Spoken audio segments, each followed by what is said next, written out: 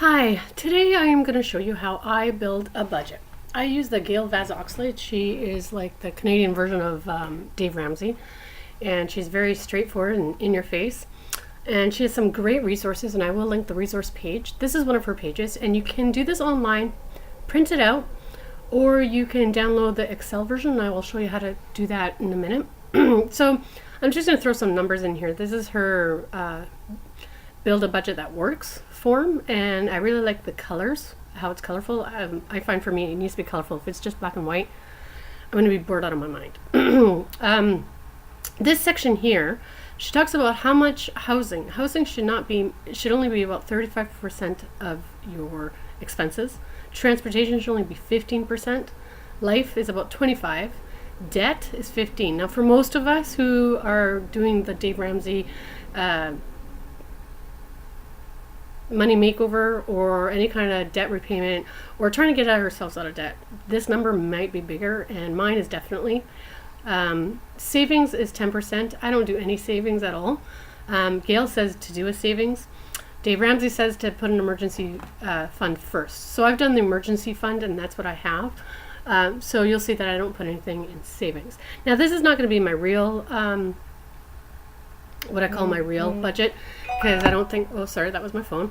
I don't think it's, I just don't want to show you guys. So we're going to start down here as well. Jar money. I don't actually use jars. I use envelopes, and I did show on another video how I use my envelopes. But this is what your monthly or your weekly envelope fills should be.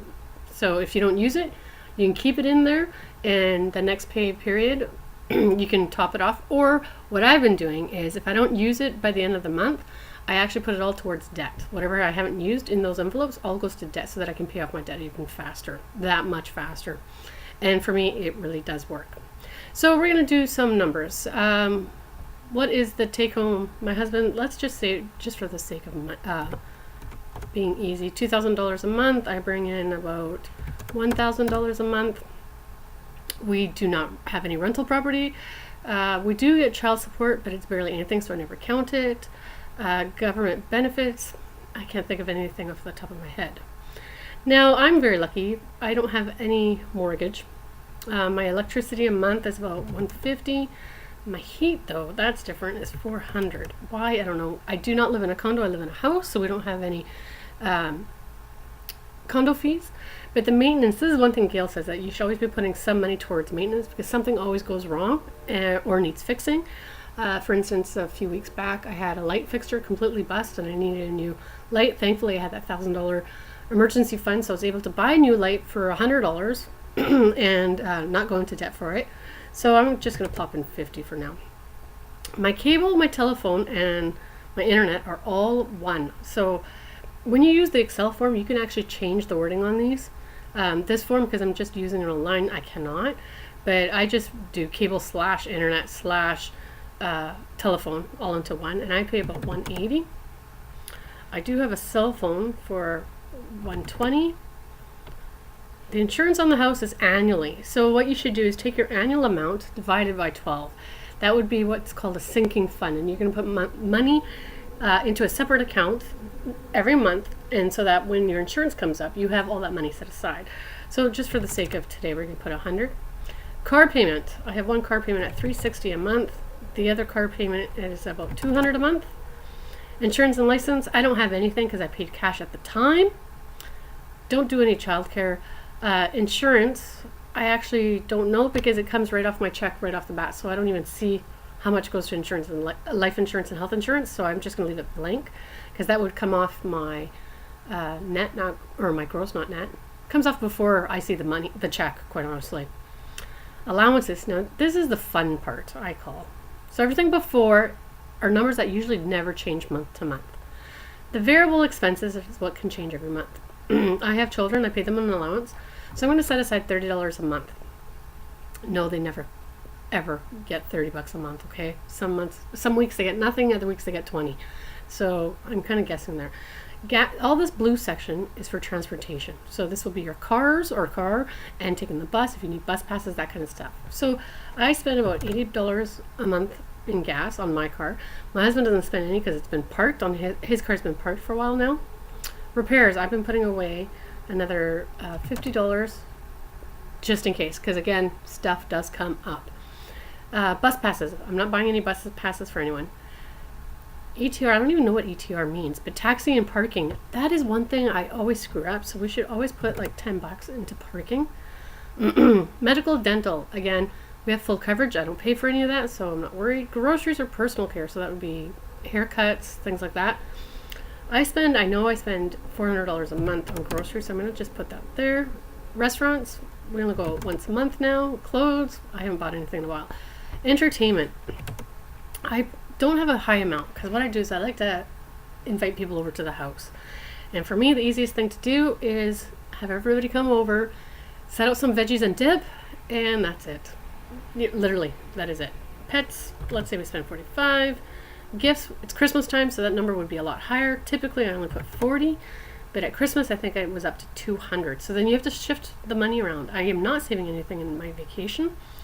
Interests and hobbies. I've actually changed this dark yellow section to include allowances, what I call an allowance. It's not really an allowance. It's spending money. So one line would be my husband and me. So we each get $20 a month.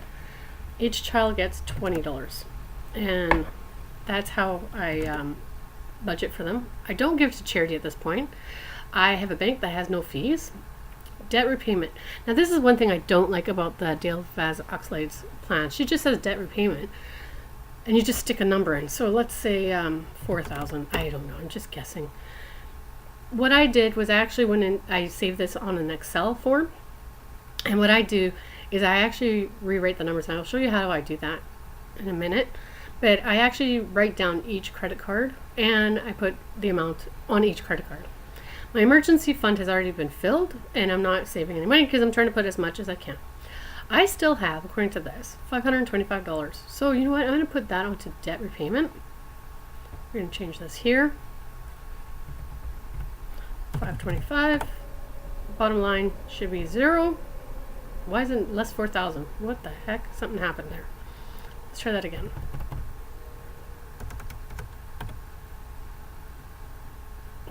Okay, so we can't pay that much onto debt.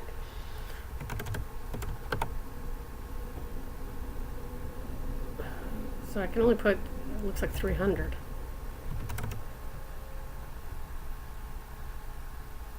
How come now I have 225? Oh, so 525, I guess.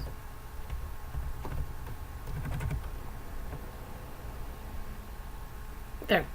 Always have your income minus expenses get to 0. Always. Always, always, always. So now you see that she's already done. Here are your totals of what housing costs, what transportation costs, what your life costs, and what your debt costs. It's supposed to be these amounts. This is actually where I'm at. So I'm at 23% for housing. 23% is supposed to be 35. This is supposed to be 15. 35 is supposed to be 25. 17 is supposed to be 15. My real number is much higher, actually. Savings is 0. It's supposed to be 10. You're at 100%. So this is what I would put in my envelopes, monthly or weekly.